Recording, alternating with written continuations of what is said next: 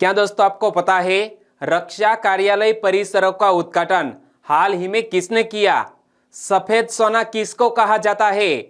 ICC ने अगस्त month के लिए प्लेयर ऑफ द मंथ किसको चुना? ऐसे ही 15 बड़ी खबरों को कवर करते हुए हमने आज का बोले तो 17 सितंबर 2021 का करंट अफेयर का वीडियो तैयार किया है। क्वालिटी की दृष्टि से बेस्ट है यह वीडियो, आप लास्ट तक देखें। लास्ट में मैं आपसे एक क्वेश्चन पूछूंगा जिसका आंसर आपको नीचे कमेंट बॉक्स में देना है।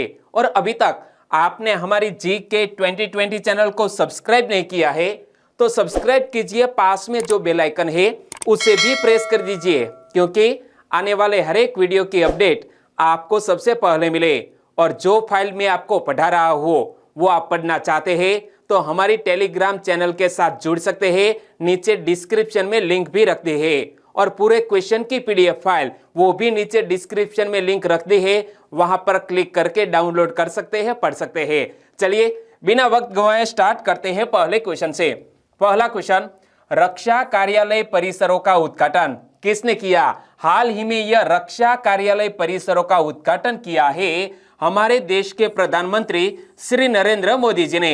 यानी कि इस क्वेश्चन का सही आंसर है नरेंद्र मोदी जी। और इमेज में आप देख सकते हैं और यहां पर पढ़ो क्या लिखा है, PM to inaugurate the defence offices complexes at Kasturba Gandhi Marg and Africa Avenue. और उद्घाटन कब किया है? 16 सितंबर को, यानी कि कल ही हमारे देश के प्रधानमंत्री ने यह रक्षा कार्यालय परिसरों का उद्घाटन किया। और रक्षा कार्यालय परिसरों का निर्माण कहां किया गया है वो भी तो एक क्वेश्चन बन सकता है। यह निर्माण नई दिल्ली में कस्तूरबा गांधी मार्ग और अफ्रीका एवेन्यू पर किया गया है। और नए रक्षा कार्यालय परिसरों में सेना, नौसेना तथा वायुसेना सहित रक्षा मंत्रालय और सशस्त्र बलों के लगभग 7000 अधिकारियों के बैठने की व्यवस्था होगी।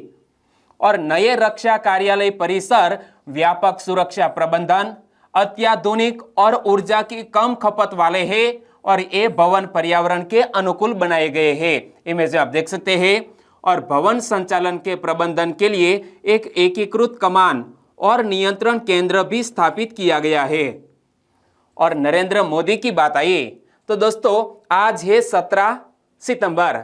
17 सितंबर बोले तो हमारे देश के प्रधानमंत्री का आज जन्म दिवस है। तो इस अवसर पर हमारी चैनल जीके 2020 की ओर से हमारे देश के प्राइम मिनिस्टर को हैप्पी बर्थडे। और इनसे जुड़ा हुआ दोस्तों एक मोस्ट इंपोर्टेंट क्वेश्चन जो मैंने आपको पिछले साल बताया था, वो क्वेश्चन क्या था कि नरेंद्र मोदी जी के संदर्भ में कौन सा कथन गलत है? 4 ऑप्शन आपकी स्क्रीन पर है और आपको बताना है कि कौन सा कथन हमारे प्राइम मिनिस्टर के संदर्भ में गलत है। तो दोस्तों चारों सेंटेंस को ध्यान से पढ़ते हैं। वे स्वतंत्र भारत में जन्मे पहले व्यक्ति हैं जो भारत का प्रधानमंत्री नियुक्त हुए हैं। बिल्कुल सही बात है, क्योंकि हमारे प्रधानमंत्री श्री का जन्म 17 सितंबर 1950 को हुआ है।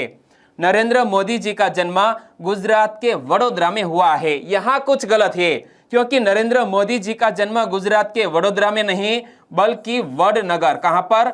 वडनगर में हुआ है। तो दोस्तों यहां हमें आंसर मिल गया है, लेकिन और भी हमारे जो सेंटेंस है वो हम पढ़ते हैं क्योंकि ज्ञान में बढ़ावा होना चाहिए। नरेंद्र मोदी गुजरात के सबसे ज्यादा लंबे समय तक शासन करने वाले मुख्यमंत्री है। बिल्कुल सही। और उन्होंने 2014 में उत्तर प्रदेश के सांस्कृतिक नगरी बोले तो वाराणसी से चुनाव लड़ा था। यह सेंटेंस भी बिल्कुल सही है। और इसी पैटर्न के एग्जामिनेशन में क्वेश्चन पूछ लिए जाने का ट्रेंड चला है। तो दोस्तों इसी तरह की एक्सरसाइज भी आपको करनी चाहिए। हम बात करते हैं हमारे देश के प्रधानमंत्री की।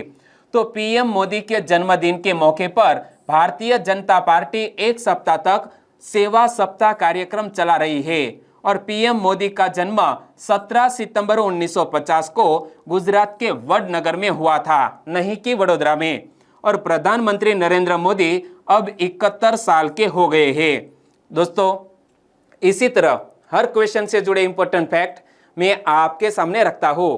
हमारा यह तरीका आपको अच्छा लगता है लाइक करना मत भूलिएगा। दूसरा क्वेश्चन है आपकी स्क्रीन पर, ऑल इंडिया डेप्ट एंड इन्वेस्टमेंट सर्वे 2019 किसने किया है? हाल ही में दोस्तों एक सर्वे सामने आया है जिसका शीर्षक है ऑल इंडिया डेब्ट एंड इन्वेस्टमेंट सर्वे 2019 और यह सर्वे किया है एनएसओ ने, यानी कि इस क्वेश्चन का सही आंसर है एनएसओ, ऑल इंडिया डेब्ट एंड इन्वेस्टमेंट सर्वे 2019 में खुलासा हुआ है कि भारत में शीर्ष 10% शहरी परिवार 1.5 करोड़ रुपए की संपत्ति के मालिक है, जबकि गरीबी में जी रहे परिवारों की संपत्ति महज 2000 रुपए की ही है। और ये आंकड़ा शहरों में अमीर और गरीब के बीच के गहरे विभाजन को दर्शाता है। यहाँ में स्पष्ट तौर पर नजर आता है कि आर्थिक असमानता हमारे भारत देश में बढ़ती ही जा रही है। और ग्रामीण इलाकों की बात करें तो ग्रामीण इलाकों स्थिति थोड़ी बेहतर है। क्या ग्रामीण इलाकों की स्थिति थोड़ी बेहतर है? यहाँ शीर्ष 10% परिवारों के पास 81.17 लाख रुपए की संपत्ति है, जबकि निचले स्तर पर परिवार 41,000 रुपए की संपत्ति के मालिक है।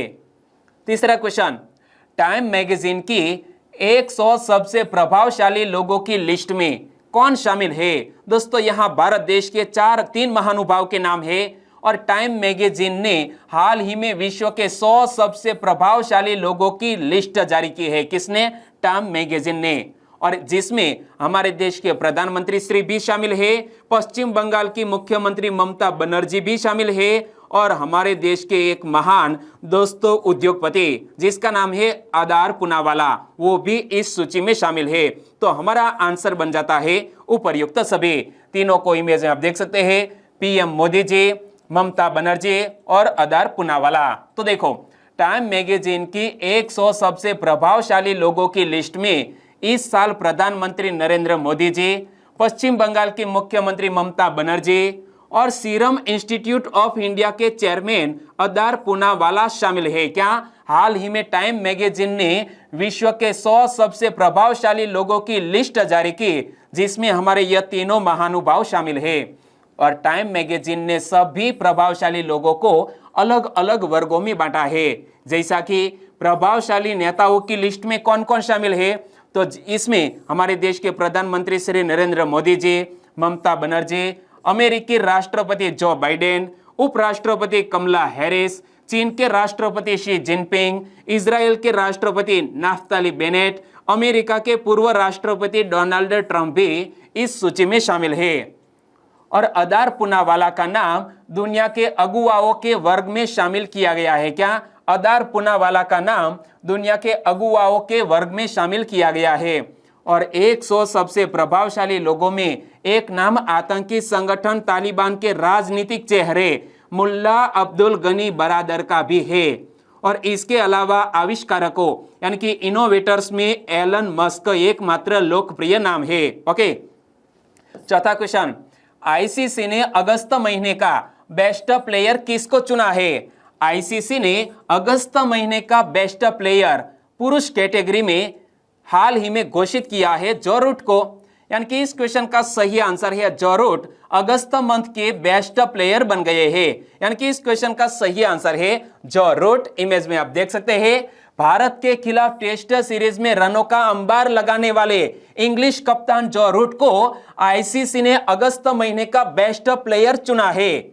और रूट ने टीम इंडिया के तेज गेंदबाज जसप्रीत बुमराह और पाकिस्तान के बॉलर शाहीन अफरीदी को पीछे छोड़ते हुए प्लेयर ऑफ द मंथ का अवार्ड अपने नाम किया है। दोस्तों यह अगस्त मंथ के लिए best player of the month में शामिल थे जो रूट, जसप्रीत बुमराह और शाहीन अफरीदी, लेकिन दोनों को पीछे छोड़ते हुए जो रूट अगस्त मंथ के ICC player of the month बने हैं। और शानदार फॉर्म के बूते जो रूट केन विलियमसन से टेस्ट क्रिकेट के नंबर 1 बल्लेबाज का ताज भी छीनने में कामयाब रहे। क्या दोस्तों बात आई कि शानदार फॉर्म के बूते यह जो रूट केन विलियमसन से टेस्ट क्रिकेट के नंबर 1 बल्लेबाज का ताज छीनने में कामयाब रहे।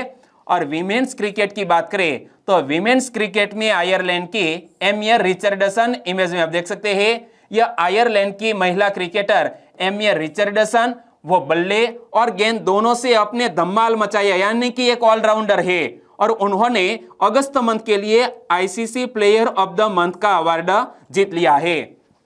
पांचवा क्वेश्चन, नया सफेद सोना यानी कि व्हाइट गोल्ड किसको कहा जाता है? नया सफेद सोना बोले तो व्हाइट गोल्ड कहा जाता है लिथियम को। यानी कि इस क्वेश्चन का सही आंसर है लिथियम। और यह लिथियम करंट अफेयर में क्यों आया? तो देखो, अर्जेंटीना के विभिन्न प्रांत लिथियम धातु में निवेश आकर्षित करने हेतु माइनिंग लॉजिस्टिक नोड्स निर्मित करने, सड़कों के माध्यम से पहुंच सुनिश्चित करने एवं कर की दरों को कम करने हेतु इस क्षेत्र के लिए नियमों को युक्ति संगत बना रहा है। इसीलिए करंट अफेयर में आया है यह लिथियम। और लिथियम जिसे हम सफेद सोना भी कह सकते हैं, क्योंकि उच्च क्षमता वाली रिचार्जेबल बैटरी में उपयोग के कारण इसकी मांग हाल ही में बढ़ रही है।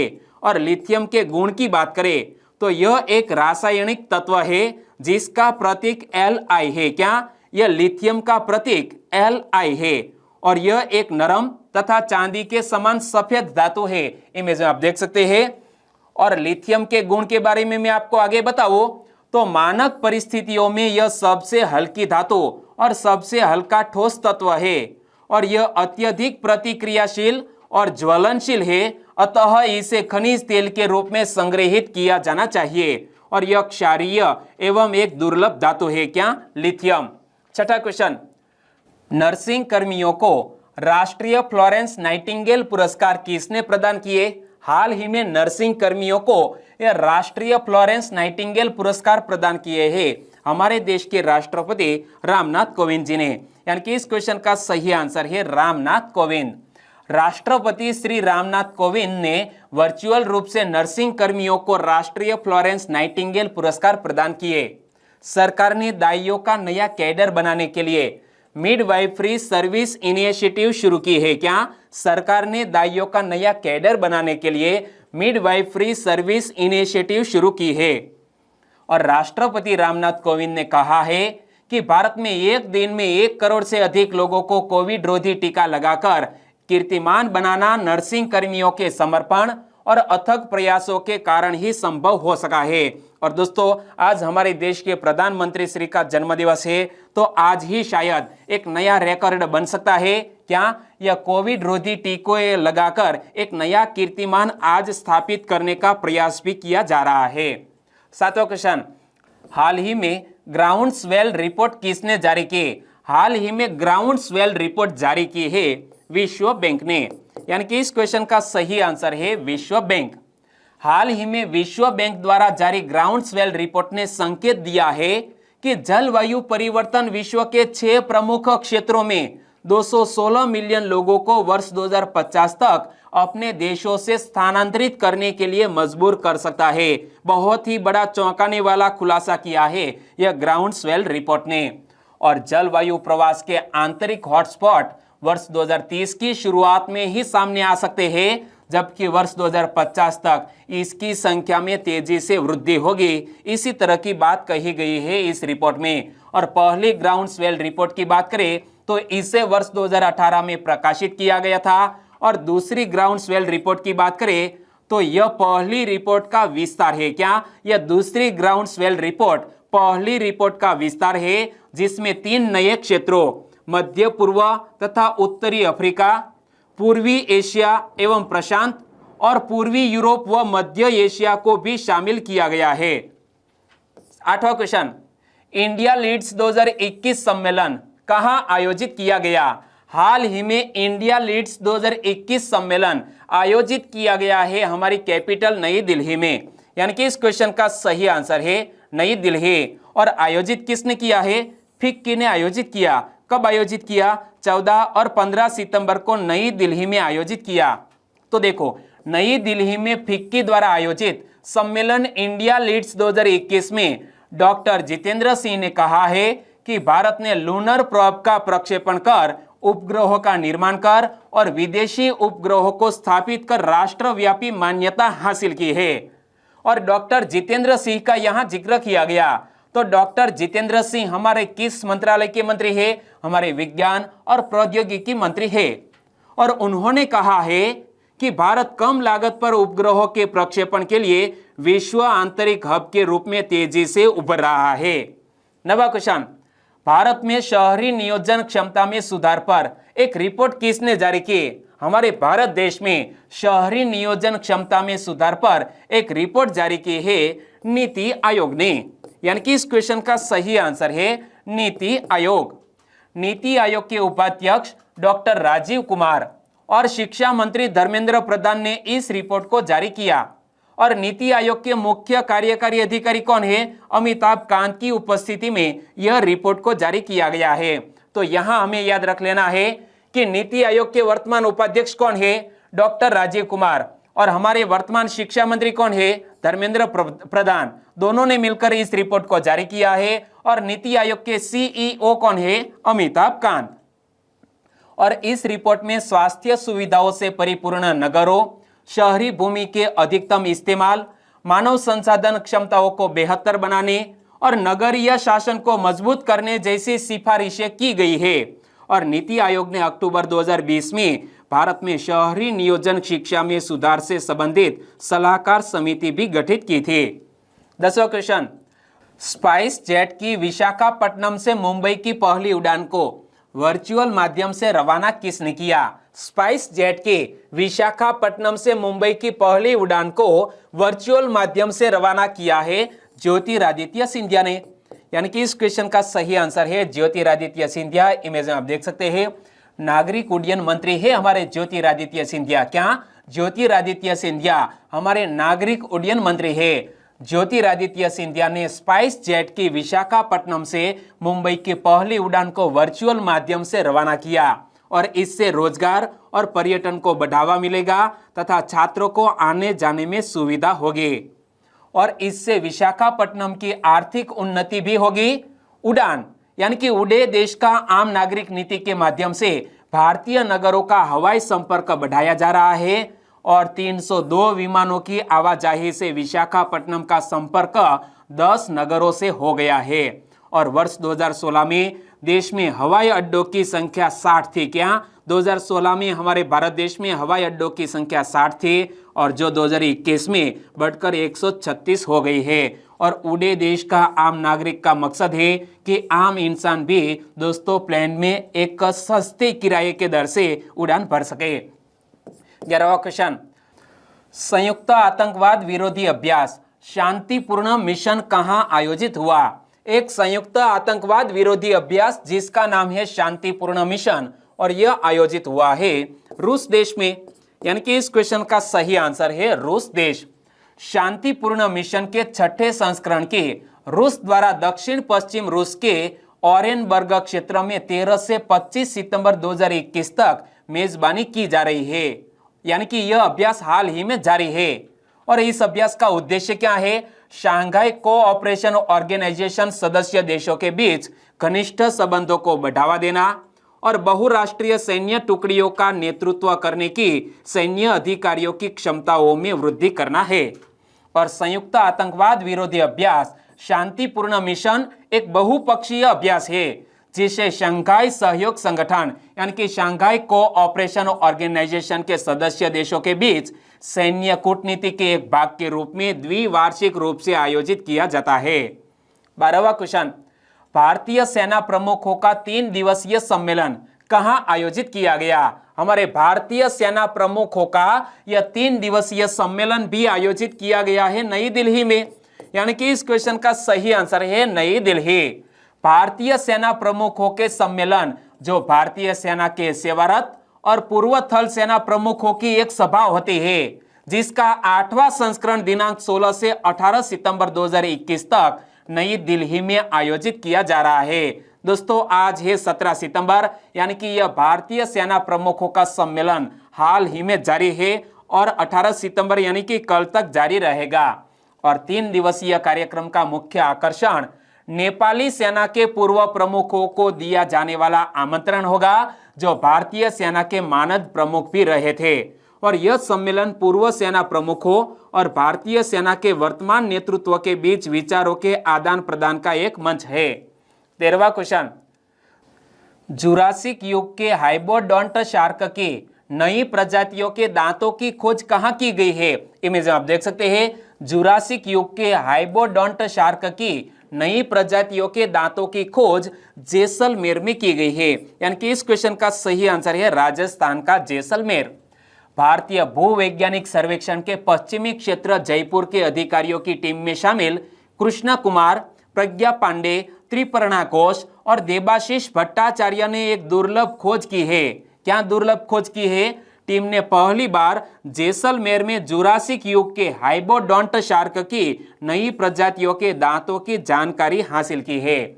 और इस खोज को अंतर्राष्ट्रीय ख्याति प्राप्त हिस्टोरिकल बायोलॉजी जर्नल ऑफ पैलियोंटोलॉजी, क्या जर्नल ऑफ पैलियोंटोलॉजी के अगस्त 2021 के चौथे अंक में यह आर्टिकल प्रकाशित किया गया है। और शार्क की नई प्रजाति का नाम क्या रखा गया है? शार्क की नई प्रजाति का नाम स्ट्रोफोर्ड्स जैसलमेरेंसिस रखा गया है। नाम थोड़ा डिफिकल्ट है। शार्क की नई प्रजाति का नाम स्ट्रोफोर्ड्स जैसलमेरेंसिस रखा गया है। और हाइबोडोंट शार्क का एक विलुप्त समूह ट्राइसिक और प्रारंभिक जुरासिक युग के दौरान समुद्र और नदी के दोनों वातावरण में पाए जाने वाले मछलियों का एक प्रमुख समूह था। क्या? यह हाइबोडोंट शार्क का एक विलुप्त समूह और ट्राइसिक और प्रारंभिक जुरासिक युग के दौरान समुद्र और नदियों यानी कि दोनों के वातावरण में पाया जाने वाला मछलियों का एक प्रमुख समूह था। भारतीय उपमहाद्वीप से पहली बार जीनस ट्रोफोर्ड्स की पहचान की गई है और यह एशिया से केवल तीसरा ऐसा मामला है। इससे पहले जापान और थाईलैंड में ऐसी प्रजाति पाई गई थी। और यहाँ हमने जिक्र किया है भारतीय भूवैज्ञानिक सर्वेक्षण का। तो जियोलॉजिकल सर्वे ऑफ इंडिया की स्थापना कब हुई? 1851 में। भारतीय भूवैज्ञानिक सर्वेक्षण की स्थापना 1851 में मुख्य रूप से रेलवे के लिए कोयले के भंडार का पता लगाने के लिए की गई थी। और भारतीय भूवैज्ञानिक सर्वेक्षण से जुड़े हुए लखनऊ, जयपुर, नागपुर, हैदराबाद और शिलांग में क्षेत्रीय कार्यालय है। और यह जियोलॉजिकल सर्वे ऑफ इंडिया का हेडक्वार्टर कहाँ पर स्थित है? कोलकाता में स्थित है। 14वां क्वेश्चन, राजभाषा कीर्ति पुरस्कार से किसको सम्मानित किया गया है? राजभाषा कीर्ति पुरस्कार से सम्मानित किया गया है RINL को। यानी कि इस क्वेश्चन का सही आंसर है RINL यानी कि राष्ट्रीय इस्पात निगम लिमिटेड। इस्पात मंत्रालय के तहत राष्ट्रीय इस्पात निगम लिमिटेड यानी कि RINL विशाखापत्तनम इस्पात संयंत्र को वर्ष 2020-21 के दौरान राजभाषा हिंदी के प्रभावी कार्यान्वयन के लिए प्रथम पुरस्कार राजभाषा कीर्ति पुरस्कार से सम्मानित किया गया है। किसको? राष्ट्रीय इस्पात निगम लिमिटेड यानी कि RINL विशाखापत्तनम इस्पात संयंत्र को दोस्तों यह पुरस्कार से सम्मानित किया गया है। और वर्ष 2019-20 में हिंदी के प्रभावी कार्यान्वयन के लिए भी RINL VSP को प्रथम पुरस्कार राजभाषा कीर्ति पुरस्कार प्राप्त हुआ था। और RINL VSP की इन हाउस पत्रिका सुगंध ने वर्ष 2018-19 के लिए प्रथम पुरस्कार राजभाषा कीर्ति पुरस्कार प्राप्त किया था। आगे बात करते हैं तो 15वां और लास्ट क्वेश्चन, बाजरा मिशन यानी कि मिलेट मिशन किस राज्य की सरकार ने लॉन्च किया है? हाल ही में बाजरा मिशन लॉन्च किया है छत्तीसगढ़ राज्य की सरकार ने। यानी कि इस क्वेश्चन का सही आंसर है छत्तीसगढ़। छत्तीसगढ़ सरकार ने राज्य को भारत का बाजरा केंद्र बनाने के उद्देश्य से 14 सितंबर 2021 को बाजरा मिशन यानी कि मिलेट मिशन लॉन्च किया है। और मुख्यमंत्री श्री भूपेश बघेल ने कहा है कि छत्तीसगढ़ जल्द ही भारत का बाजार हब बन जाएगा। क्या?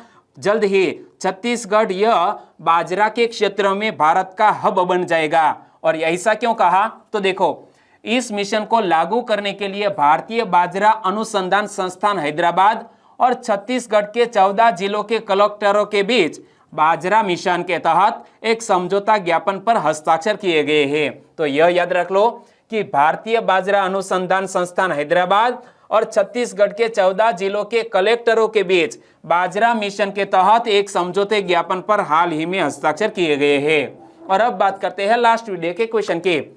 लास्ट वीडियो में मैंने आपसे क्वेश्चन पूछा था, निम्न में से किस भारतीय ने दुबई गोल्डन वीजा प्राप्त किया है? दोस्तों, हाल ही में जीव मिल्खा सिंह नामक एक हमारे भारत देश के जाने माने गोल्फर है, उनको यह दुबई गोल्डन वीजा प्राप्त हुआ है। इनसे पहले शाहरुख खान और संजय दत्त को भी यह दुबई गोल्डन वीजा मिल चुका है। तो हमारा आंसर बन जाता है उपर्युक्त सभी। और लगभग सभी दोस्तों ने बिल्कुल सही जिक्र किया है।